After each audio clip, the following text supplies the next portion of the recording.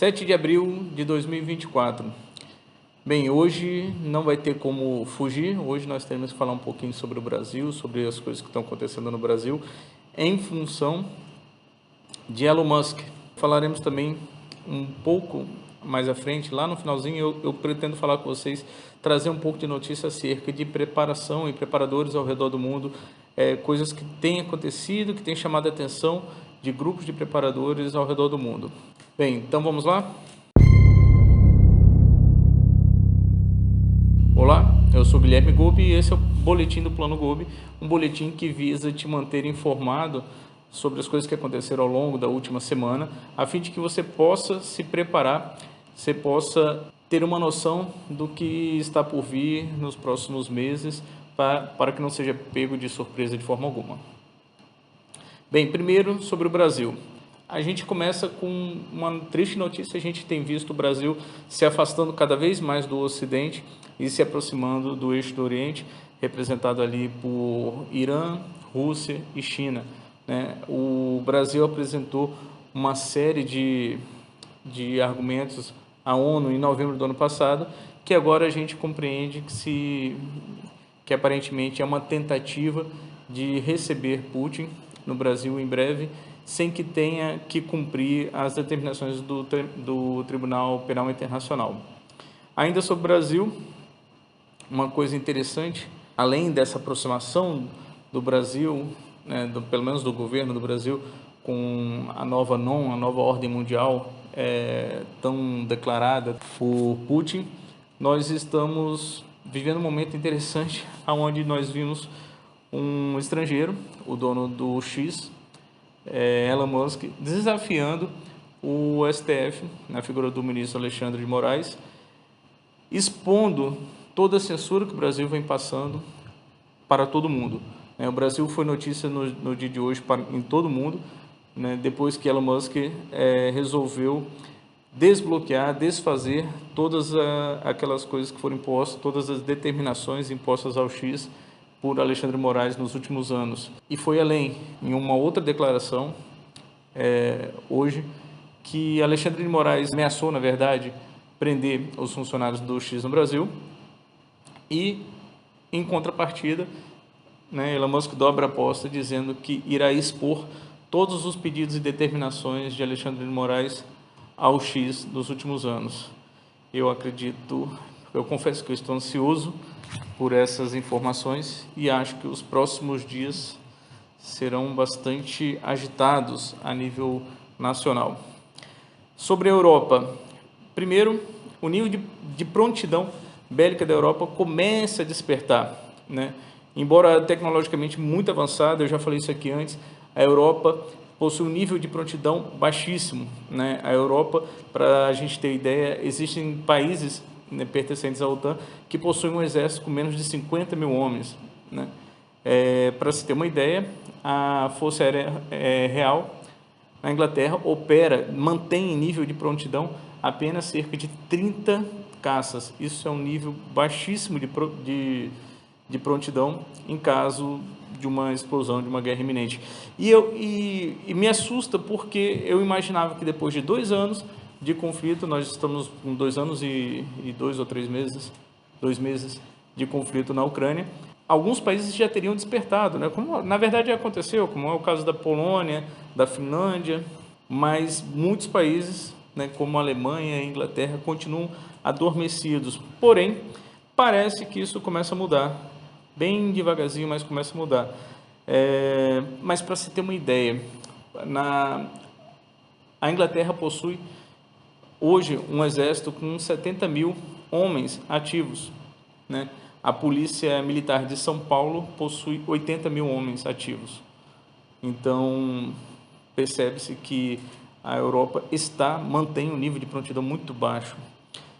Além disso, muitos países estão estudando implementar o serviço militar obrigatório. Na verdade, a gente teve agora recente, nos Países Baixos, os jovens receberam um convite, né, informal, um convite, realmente receberam uma mensagem pelo celular convidando os jovens a se alistarem voluntariamente, a fazer parte das Forças Armadas de seus países mas já se imagina que nos próximos 2 anos, boa parte dos países da Europa torne o serviço militar obrigatório para os jovens. Na Rússia, 11 mil pessoas foram evacuadas depois que uma barragem que faz fronteira com o Cazaquistão rompeu. Essas pessoas tiveram que ser evacuadas às pressas. Nessa mesma cidade, é curioso que nessa mesma cidade, não faz muito tempo, houve um pequeno levante contra o alistamento. Não faz muito tempo, na verdade eu estou falando de cerca de 2 anos,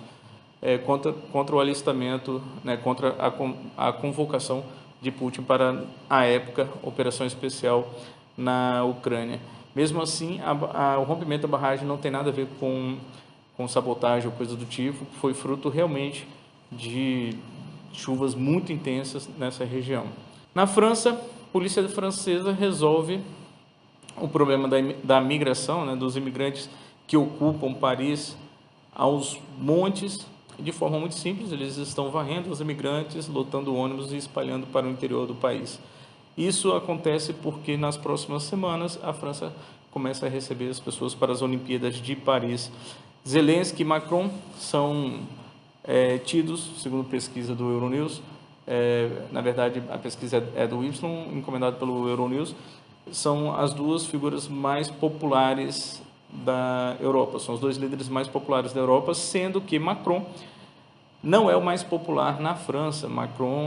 Na França mesmo, Macron ele fica em 5º lugar como líder mais popular. Então, percebe-se que Macron tem tomado uma posição de destaque na União Europeia muito grande, porém, na França, ele não é assim tão bem visto. Sobre a guerra na Ucrânia, generais ucranianos afirmaram, e um relatório da OTAN confirma isso, de certa forma, que se a Rússia empreender uma nova ofensiva, uma nova grande ofensiva, na verdade agora no verão, que está chegando, em junho, a partir de junho na Ucrânia, muito possivelmente a Ucrânia perderá espaço, e terá que recuar e garantir a segurança de Kiev. Isso acontece no momento em que a Ucrânia passa por severas dificuldades, principalmente no abastecimento de munição de infantaria munição de artilharia e uma escassez absurda de homens, enquanto a Ucrânia precisaria ter hoje em torno de 500 mil homens combatendo, sendo que muitos dos que estão hoje em combate estão em combates desde o começo da guerra, sem que ela consiga fazer uma rotatividade desses homens para que eles possam descansar. A previsão é que a Rússia, nos próximos meses, consiga mais 500 mil voluntários com os novos programas de alistamento da Rússia, que inclui os presidiários, que tem funcionado tão bem para a Rússia que está fechando uma série de penitenciárias por falta de presos. Israel destruiu um complexo consular, do Irã no Líbano, e isso causou um desgaste tremendo na comunidade internacional, principalmente que apoia Israel, porque as embaixadas, que no caso a embaixada do Irã foi destruída, as embaixadas são consideradas territórios invioláveis e são poucas as exceções em que esse tipo de incidente ocorre. Entretanto, os alvos buscados pelo Irã eram alvos de grande importância, tanto que o Irã julgou que valia a pena. Se tratava de 2 generais da Força Quds, que basicamente é uma força especial iraniana para guerras não convencionais. É assim que é descrito por eles. É uma força especializada em terrorismo, sequestro, assassinatos, levantes, enfim.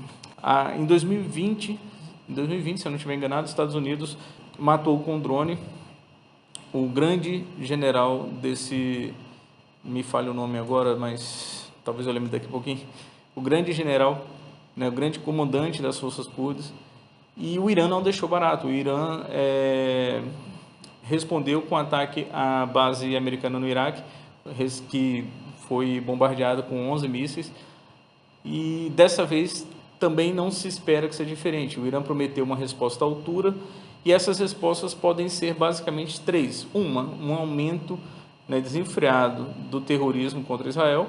Duas, e essa é mais provável, né, o ataque a alguma embaixada iraniana, israelense. E três, aquela que a comunidade internacional teme, que o Irã ataque diretamente Israel, né, o que não seria tolerado por Israel, e provavelmente alargaria muito o conflito ali no Oriente Médio.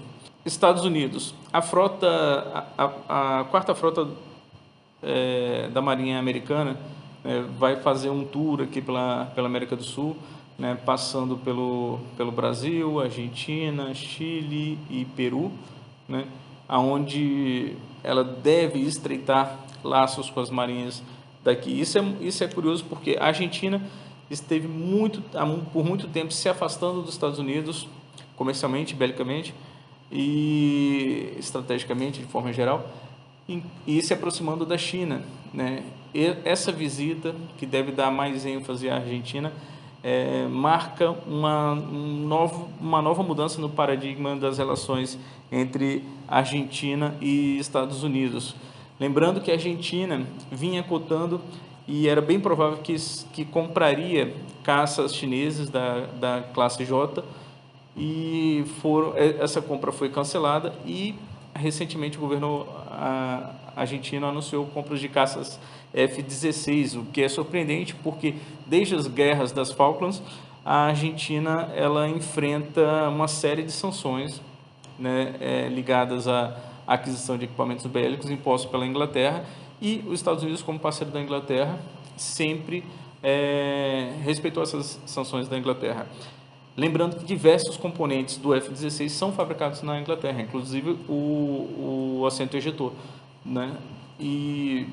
Ou seja, essas barreiras foram derrubadas para que a Argentina não comprasse caças da China, e agora tudo indica que deve comprar realmente caças americanas F-16. Enquanto isso, é curioso o Brasil receber os Estados Unidos, a Marinha Americana, neste momento, inclusive com porta-aviões, o SS George o quê? Deixa eu lembrar aqui. George Washington. E receber nesse momento em que o Brasil se afasta, né, estrategicamente dos Estados Unidos e se aproxima, né, da nova nova ordem mundial de Putin. Além disso, nos Estados Unidos, a gente viu essa semana um terremoto que atingiu Nova York, um terremoto de 4,8 na escala Richter, que não causou grandes danos, né, por lá, embora nessa mesma semana um terremoto atingiu Taiwan com tremores muito mais fortes, em torno de 7,2 na escala Richter, e causou danos severos, cerca de 900 feridos, na verdade, e 9 mortos até então, e muita apreensão por parte de Taiwan, né, com receio de que a China aproveite esse momento, né, em que inclusive as Forças Armadas estão mobilizadas, como aconteceu ano passado também, mobilizadas no auxílio à população, para finalmente atacar Taiwan. Lembrando que isso é muito esperado, aliás, vem sendo esperado nos últimos 2 anos, é quase certo, é certo que isso acontecerá cedo ou tarde, e muita gente acredita que esse será o grande estupim da Terceira Guerra Mundial. E falando em Terceira Guerra Mundial, exclusivamente, e nesse momento falando também de Taiwan, eu esqueci de mencionar que essa viagem, né, da Quarta Frota Americana pela América do Sul também é um recado a Maduro, né, que anexou o território de Essequibo, né, a Venezuela, de forma unilateral, e é uma forma também de dar um aviso a Maduro, mostrar a presença norte-americana aqui. Fato é que para a China e para a Rússia, uma guerra na América do Sul envolvendo a Venezuela e a Guiana, os Estados Unidos, né, apoiando a Guiana de alguma forma, é muito vantajoso, pois divide ainda mais a atenção dos Estados Unidos, que nesse momento está entre Taiwan, Israel e Ucrânia. OTAN. Sobre a OTAN tem bastante coisa para falar hoje. Primeiro, Macron pede à Alemanha e Estados Unidos que mudem sua postura e deixem aberta a possibilidade de envio de tropas para a Ucrânia. Entretanto, o Macron se vê cada vez mais isolado dentro da OTAN, embora ele esteja com sua popularidade em alta na União Europeia. Por conta dessas declarações, fica evidente que nenhum parceiro grande como Alemanha, Estados Unidos, Inglaterra ou Itália estão apoiando. Apenas alguns países pequenos, né, como Finlândia, Polônia, né, e República Tcheca. E então, dentro da OTAN mesmo, a gente vê um Macron perdendo força nos últimos dias, nas últimas 2-3 semanas, na verdade. A OTAN conseguiu triplicar nesses 2 anos a sua produção de munição de artilharia. Ainda assim, eu já falei isso acho que 2 semanas atrás, ainda assim esse número é entre 4 a 6 vezes menor do que a capacidade de produção da Rússia atualmente. E a Rússia tem capacidade de expandir para até 10 vezes essa produção em pouco tempo. Ainda assim, a Rússia segue importando munição de artilharia do Irã, né, e da Coreia do Norte. Bem, a OTAN celebrou 75 anos e enfrenta um dos períodos mais conturbados da sua história, posto que ela se encontra numa situação muito ativa, de certa forma, né? Embora, como o próprio Macron disse em 2019, a OTAN se encontrava em morte cerebral, né? E segundo o próprio Macron, neste momento ela foi ressuscitada pelo Putin, mas apesar disso ela se encontra num momento delicado, porque ela mostrou fragilidade em diversos setores e principalmente na coesão ao apoio aos seus aliados.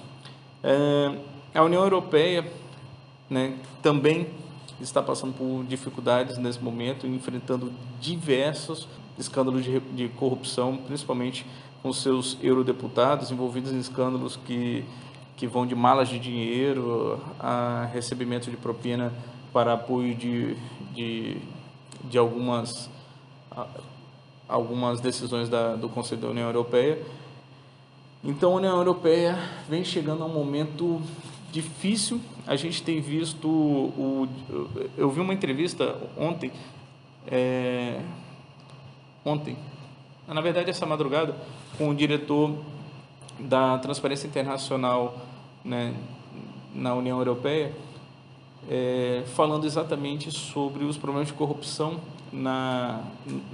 no Conselho da União Europeia, que não apresenta solução, nunca atualizou, nunca fez a menor questão de combater a corrupção dentro, né, do órgão. Então, o que a gente vê é um órgão que dita as ordens, né, na União Europeia e que não tem moral, não tem uma ética bem definida, bem traçada, nem um programa de controle de corrupção, enfim. A União Europeia não apresenta sinais, inclusive, de que irá passar a combater, né, a corrupção de seus membros. E isso é muito preocupante, segundo o diretor da Transparência Internacional, União Europeia. Falando sobre o mundo, o Haiti teve mais de 54 mil pessoas na última semana fugindo da capital, né, por medo das guerras envolvendo as gangues que disputam o poder do país nesse momento. A Coreia do Norte, desculpe, parece ter testado com sucesso aquela que é a arma mais preocupante do Ocidente, da OTAN, no momento, que seria seu planador orbital.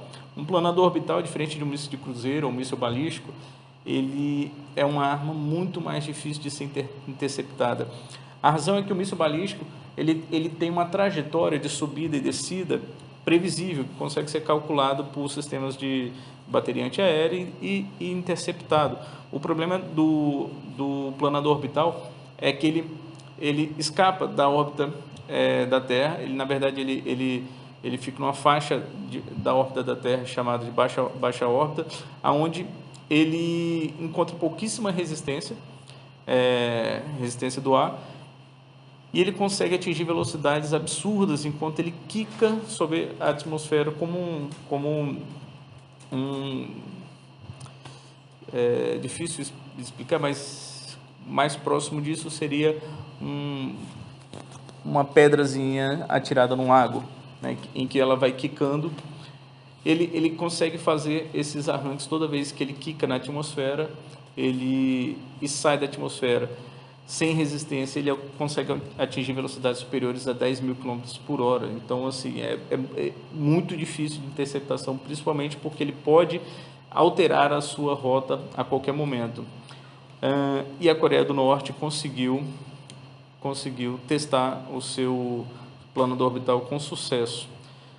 Sobre o espaço, isso é interessante porque muita gente tem dito que já estão lá na frente, né, analisando os futuros grandes conflitos mundiais, e depois de um grande conflito, que seria a Terceira Guerra Mundial, muitas pessoas estão falando de uma guerra espacial, né, visto a disputa imensa, né, que se tornou o espaço nos últimos anos.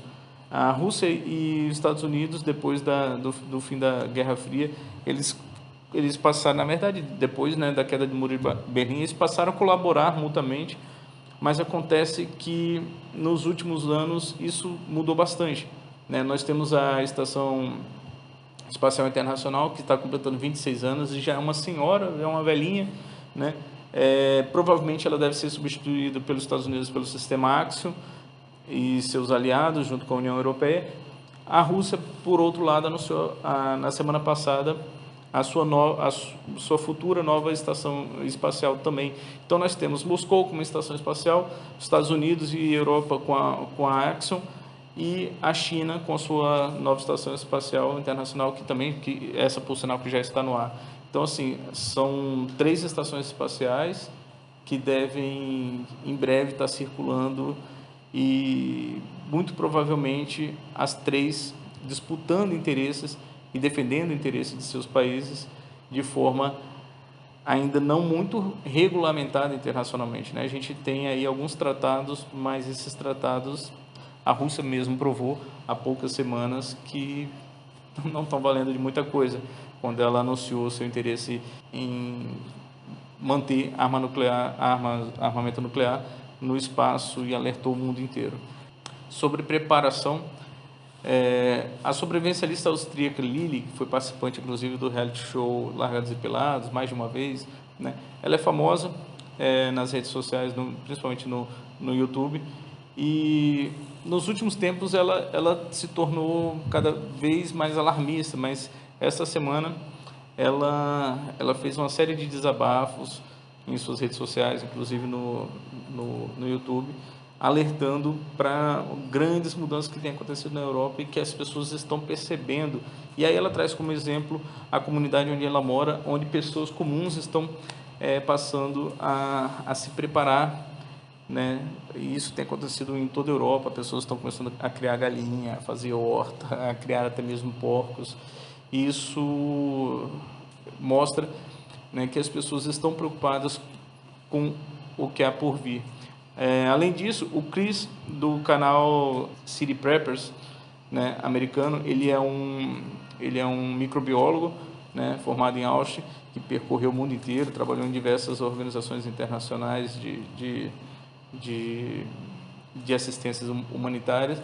Ele traz um alerta para o H5N1, né, que parece que estaria apresentando uma variante com capacidade de letalidade superior a 50%.